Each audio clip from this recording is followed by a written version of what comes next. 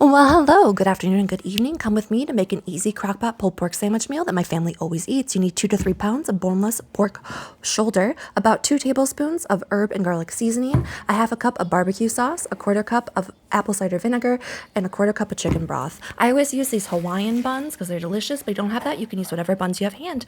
First, I went ahead and I drained my pork roast, and then I put that in the crock pot. I put 2 tablespoons of my seasoning on top, flipped it over to make sure it get all the good places, and then I measured out half a cup of apple cider vinegar.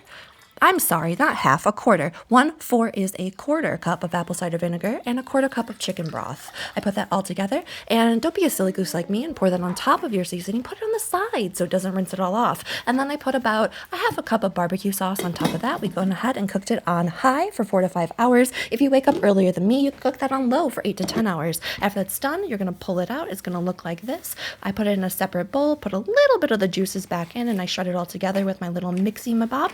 I didn't even have to use that for most of it because it pulled apart perfectly. Make sure your pulled pork is always 205 degrees if you're going to use it for pulled pork sandwiches. Then I went ahead and I added my barbecue sauce, mixed it all together. I did drain out my juices in my crock pot and put the meat back in so I could keep that on warm while I made my sides.